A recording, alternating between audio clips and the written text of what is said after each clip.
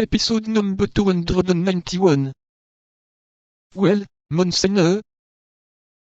All the details of his coming into and going out of the palace on the night when he introduced himself in the character of an Italian fortune teller, you will tell him that he may not doubt the correctness of my information, that he had under his cloak a large white robe dotted with black tears, death's heads, and crossbones, for in case of a surprise, he was to pass for the phantom of the White Lady who, as all the world knows, appears at the Louvre every time any great event is impending. Is that all, Monseigneur?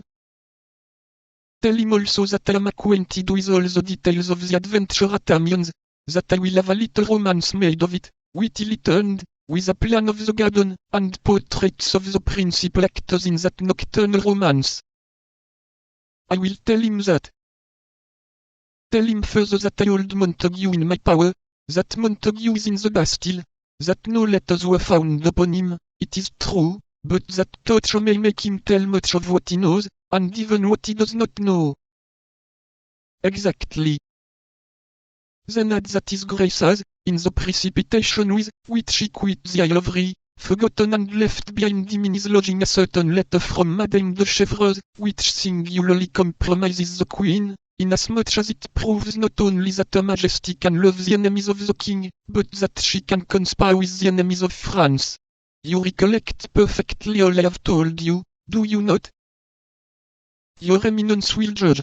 The ball of Madame the Constable, the night at the Louvre, the evening at Amiens, the arrest of Montague, the letter of Madame de Chevreuse.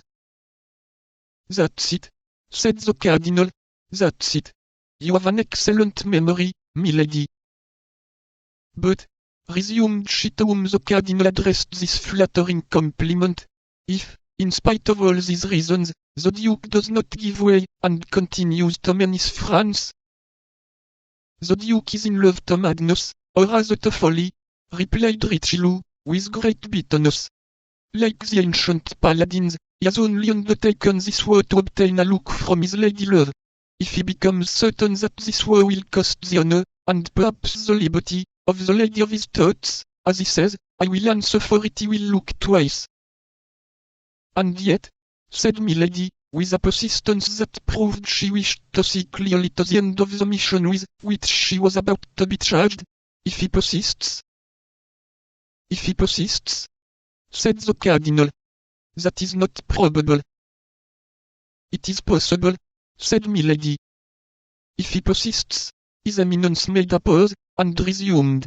If he persists, well, then I shall hope for one of those events, which change the destinies of states.